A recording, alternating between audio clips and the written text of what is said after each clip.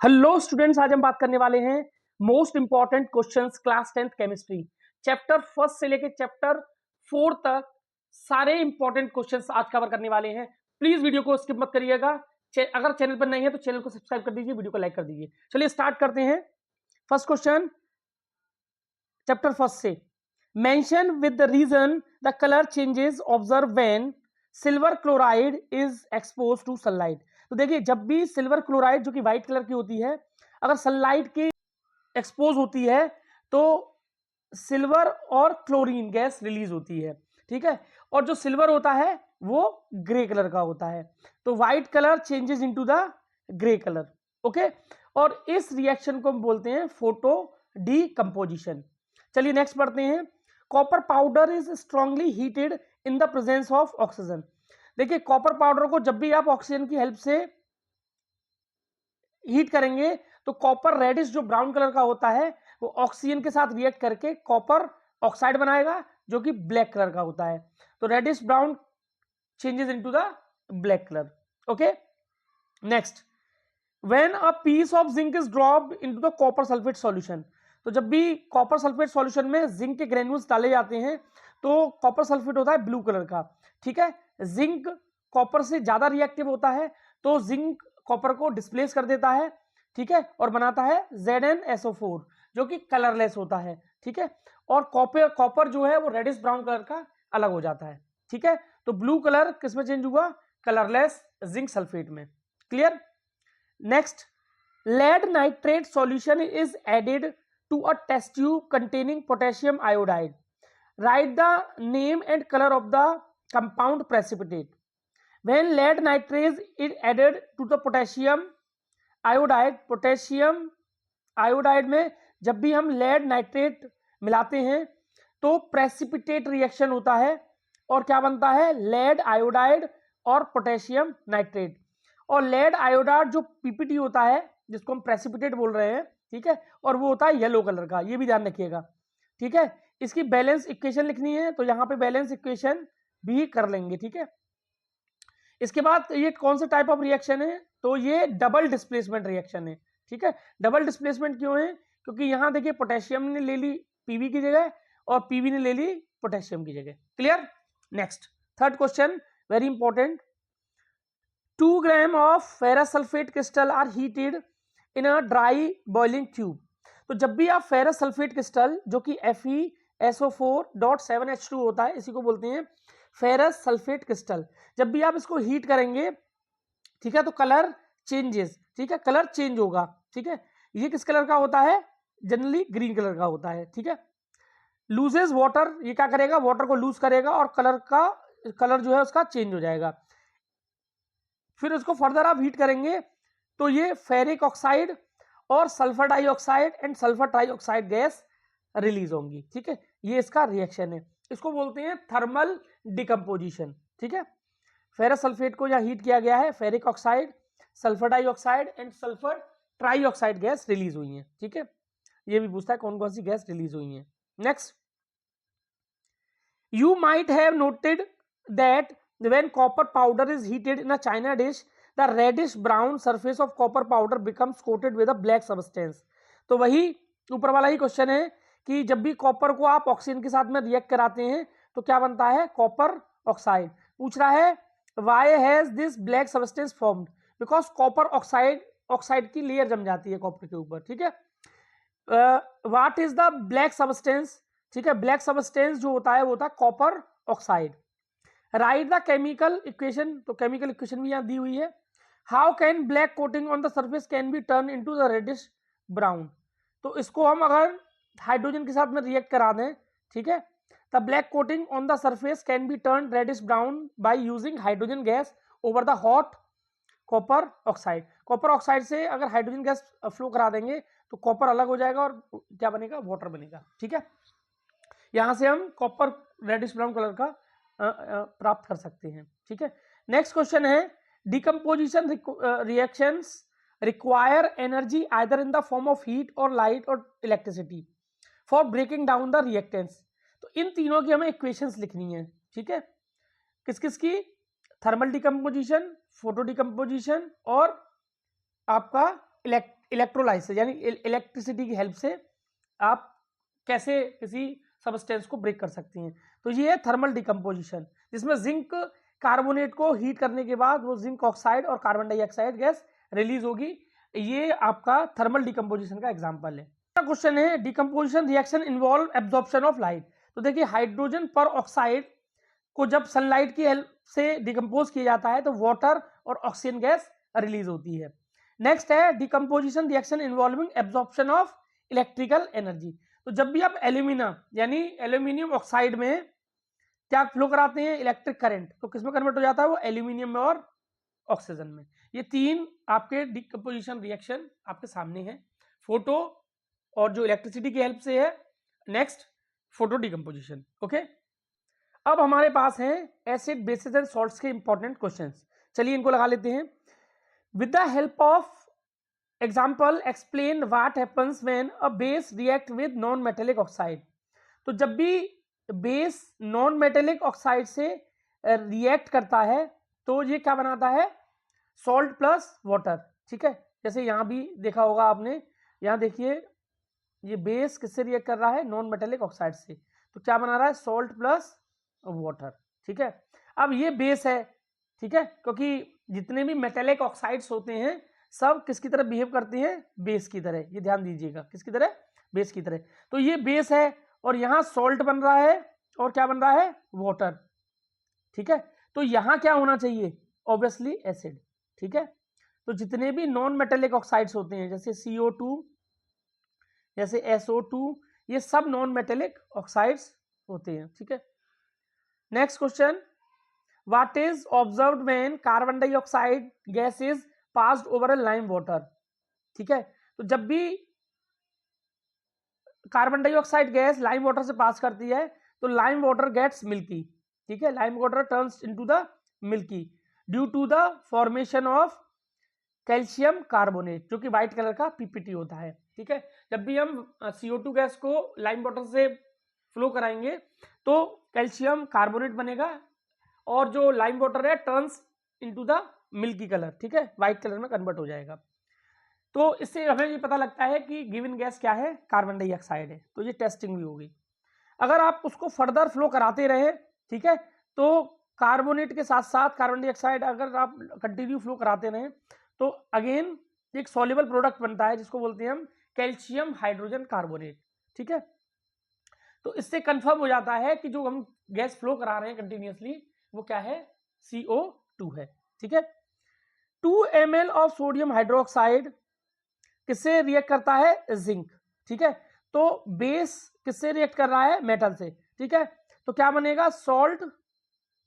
देखिए salt plus hydrogen gas release होती है। ठीक है, एसिड मेटल से रिएक्ट करता है तब भी salt plus hydrogen gas release होती है। अगर बेस भी रिएक्ट करता है तो salt plus hydrogen gas release होती है। ठीक है, यहां रिएक्शन भी देख सकते हैं, इसमें बनेगा आपका सोडियम जिंकेट। ठीक है, और अगर जिंक को हम एसिड से रिएक्ट कराते हैं तब भी देखिए क्या बना, सॉल्ट प्लस हाइड्रोजन गैस। ये ध्यान दीजिएगा, clear. Next, on diluting on acid it is advise to add acid to the water, not water to the acid.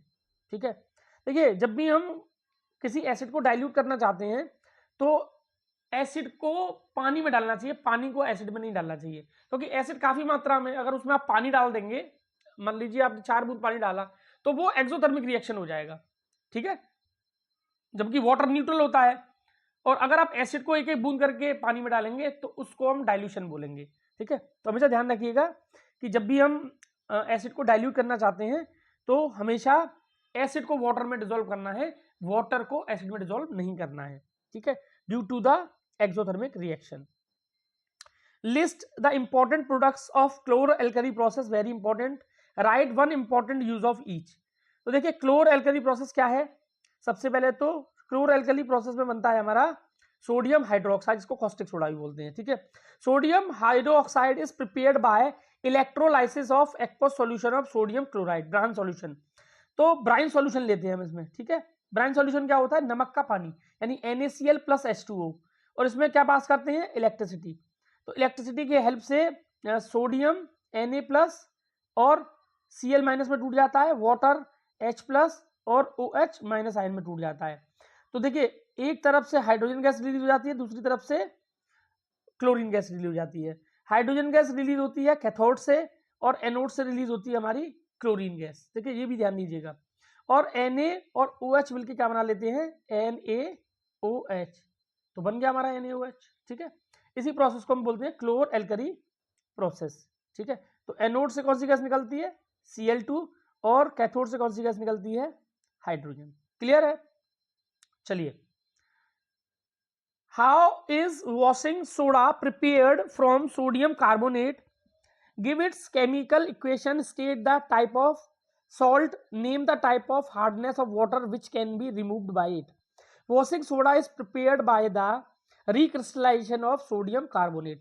तो सोडियम कार्बोनेट को जब भी आप रिक्रिस्टलाइज करते हैं, अब उसमें वाटर ऐड करते हैं, ठीक है, एनहाइड्रस सोडियम कार्बोनेट में आप क्या ऐड करते हैं, वाटर, तो बनता है Na2CO3.10H2O, इसी को हम बोलते हैं वॉशिंग सोडा। ठीक है, it is used to remove the permanent hardness, water की परमानेंट हार्डनेस को रिमूव कर देता है। ठीक है, जिसमें क्या प्रेजेंट होते हैं, कैल्शियम और मैग्नीशियम।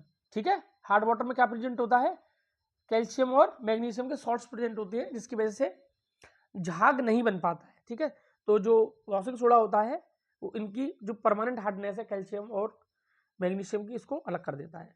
ठीक, अब मेटल्स और नॉन मेटल्स के क्वेश्चंस को देख लेते हैं। State the reason of the following observation. The shining surface of some metals becomes dull when exposed to air for a long time.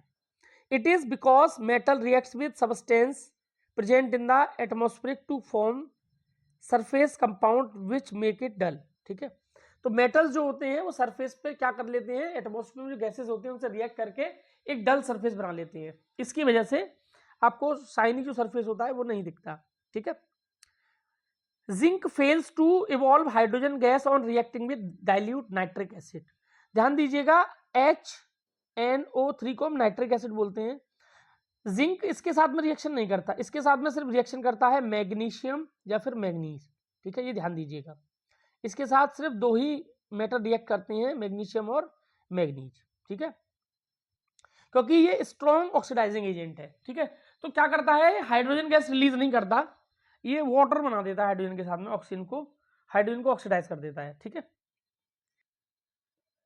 Next third, metal sulphides occurs mainly in rocks but metal halides occurs mostly in sea and lakes. It is because sea water contains sodium chloride due to which metal halides are formed. ठीक है, सी water में क्या होता है, NaCl बहुत अधिक मात्रा में होता है। ठीक है, इसलिए मेटल हेलाइड्स वहां अधिक मात्रा पाई जाती हैं, जबकि sulphur is found below rocks. ठीक है, हेलाइड्स मतलब Cl की बात कर रहा है, NaCl जो बन रहा है ना, Cl, ठीक है, क्लोरीन की बात कर रहा है ये। ठीक है, where as sulphur is found below rocks, जबकि आप रॉक से जो भी निकालते हैं उसमें सल्फर की मात्रा ज्यादा होती है। Therefore metal sulphides are formed in the rock.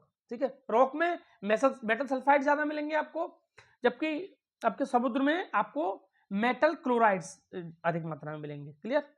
Next, carbon can not reduce the oxide of sodium, magnesium and aluminium to their respective metals. Where are these metal placed in the reactivity series? How are these metal obtained from their ores? Take an example to explain the process of extracting along with the chemical reaction. देखिए बड़ा important question है। Sodium, magnesium और aluminium are high affinity towards oxygen than carbon. ठीक है, तो carbon इनसे oxygen नहीं निकाल पाता। देखिए जब भी हम मेटल एक्सट्रैक्ट करते हैं तो उनके मेटल ऑक्साइड से करते हैं रिड्यूसिंग एजेंट लगा के, तो कार्बन यहाँ रिड्यूसिंग एजेंट का काम नहीं कर पाता। ठीक है, ऑक्सीजन को वहां से नहीं निकाल पाता, क्योंकि मेटल जो होते हैं सोडियम, मैग्नीशियम और एल्यूमिनियम, इनकी एफिनिटी, चाहत ऑक्सीजन के साथ में ज्यादा होती है देन कार्बन। ठीक है, तो कार्बन से वो रिएक्ट नहीं कर पाती, ऑक्सीजन को पकड़े रहते हैं वो, because these are highly reactive metals. Carbon can not reduce the oxide of sodium, magnesium and aluminium. ठीक है, फिर इनको हम कैसे एक्सट्रैक्ट करते हैं, बाई इलेक्ट्रोलाइसिस रिडक्शन। ठीक है, इलेक्ट्रोलाइटिक रिडक्शन में क्या होता है, ऑफ मोल्टेन क्लोराइड्स और oxide, electrolytic reduction is brought about by passing electricity through the molten state. तो जिस भी मेटल को हमें एक्सट्रैक्ट करना होता है उसको मोल्टन स्टेट में ले आते हैं जिसमें वो आयंस में कन्वर्ट हो जाता है, ठीक है। फिर इलेक्ट्रिसिटी की हेल्प से उसके आयंस को किसमें कन्वर्ट कर दिया जाता है, मेटल में कन्वर्ट कर दिया जाता है, ठीक है। कैथोड पे ये रिएक्शन होता है, Na यहाँ पे इलेक्ट्रॉन गेन कर रहा है तो यहाँ Na बन गया, यहाँ एनोड पे Cl गैस रिलीज होती है, क्लियर। चलिए next, by the transfer of electron illustrate the formation bond of magnesium chloride, ठीक है। मैग्नीशियम क्लोराइड कैसे बना, देखिए मैग्नीशियम की आउटर शेल में 2 इलेक्ट्रॉन होते हैं, देखिए 2,8,2 ये इसका इलेक्ट्रॉनिक कॉन्फ़िगरेशन है, ठीक है। तो आउटर शेल में कितने इलेक्ट्रॉन है, 2 यहाँ लिख लिए हमने, ठीक है। क्लोरीन के आउटर शेल में होते हैं 7, यानी 2,8,7, ठीक है। तो यहाँ क्लोरीन कितने हैं, Cl2 बनना है, ठीक है। तो 2 क्लोरीन ले लिए, ठीक है। तो एक अब देखिए क्लोरीन के पास इलेक्ट्रॉन की कमी है तो यहाँ से वो मैग्नीशियम से 1 इलेक्ट्रॉन ले लेगा, इस क्लोरीन को भी 1 इलेक्ट्रॉन की जरूरत है तो यहाँ से ले लेगा वो, ठीक है। तो मैग्नीशियम पे आ जाएगा 2+ चार्ज क्योंकि उसने 2 इलेक्ट्रॉन रिलीज किए अपने अंदर से। क्लोरीन पे आ जाएगा नेगेटिव चार्ज, अब क्योंकि 2 क्लोरीन है इसलिए यहाँ 2 का मल्टीप्लाई कर दिया, क्लियर। तो इससे बना MgCl2। चलिए अगला क्वेश्चन देखते हैं, right the respective chemical equation two show what happens when ethanol is heated with concentrated sulphuric acid, ठीक है। तो जब भी आप एथेनॉल को कॉन्सेंट्रेटेड सल्फ्यूरिक एसिड की हेल्प से हीट करते हैं तो क्या बनता है, ethene CH2 double bond CH2 या इसको C2H4 भी बोलते हैं और वाटर रिलीज होता है, ठीक है। ये बहुत इंपॉर्टेंट ये रिएक्शन है, ध्यान रखिएगा। नेक्स्ट है ethanol reacts with ethanoic acid, तो एथेनॉल एथेनोइक एसिड से रिएक्ट करके क्या बनाता है, ये बनाता है ईस्टर, ठीक है। Carboxylic acid react with alcohols in the presence of little concentrated sulphuric acid to form pleasant smell ester, ठीक है। क्या बनता है, ester. This reaction is called esterification. तो CH3COOH और C2H5OH ये एथेनॉल है, कॉन्सेंट्रेटेड H2SO4 की हेल्प से क्या बनता है, CH3COO C2H5, ठीक है। और क्या रिलीज होता है, वाटर। तो ये जो कंपाउंड बना ये बना ईस्टर, ठीक है। और ये फ्रेगनेंस में यूज होता है, जैसे आपने DO देखे होंगे तो ये फ्रेगनेंस में यूज होता है। नेक्स्ट है क्लीनिंग एक्शन ऑफ सोप। तो देखिए जो वाटर जो आपका सोप का मॉलिक्यूल होता है वो कुछ इस तरह का होता है, ठीक है। एक होता है पोलर एंड, इसको बोलते हैं पोलर एंड, जो आयोनिक एंड होता है, ठीक है।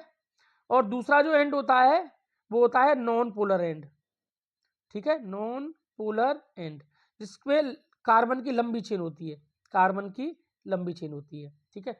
तो जो पोलर एंड होता है वो तो वाटर के साथ में डिसॉल्व हो जाता है, ठीक है, ये देखिए। और ये जो निचला पार्ट है, नीचे वाला पार्ट है, ये डस्ट के साथ में रिएक्ट कर जाता है, ठीक है। फिर डस्ट और जो वाटर है वो सेपरेट हो जाते हैं, वहां से आपके जो भी कपड़े हैं वो सोप के थ्रू क्लीन हो जाते हैं। देखिए यही सब इसमें लिखा हुआ है। A soap molecule contains polar called polar and and non polar part of the this part is called hydrocarbon and, the polar and is water soluble, जबकि जो कार्बनिक एंड होता है वाटर इनसॉल्युबल होता है, वो ऑयल या डस्ट के साथ में चिपकता है, ठीक है, स्टिक होता है, जिससे वो अलग अलग हो जाते हैं। In hard water comma soap does not form lather, झाग की बात कर रहा है, as hard water contains calcium and magnesium ions, soap reacts with these ions to form insoluble calcium and magnesium salt और फैटी एसिड। तो देखिए soap का एक ड्रॉबैक भी है कि ये खारे पानी में काम नहीं करता है, क्योंकि खारे पानी में होते हैं कैल्शियम और मैग्नीशियम के आयंस, ठीक है। और ये उनके साथ में रिएक्ट करके इनसॉल्युबल क्या बना लेता है, स्कम बना लेता है, स्कम, ठीक है। और ये स्कम जो होता है वो फिर फर्दर सोप को रिएक्ट करने से रोक देता है। आपने देखा भी होगा जहाँ खारा पानी होता है वहाँ वॉश बेसिन या घरों के बाथरूम में आपने देखा होगा साबुन जमा हो जाता है, वो स्कम ही होता है एक्चुअली, ठीक है। आई थिंक आपको वीडियो पसंद आया होगा। अगर आपको वीडियो पसंद आया तो प्लीज वीडियो को लाइक कर दीजिए, चैनल को सब्सक्राइब कर दीजिए। Thank you, thanks lot.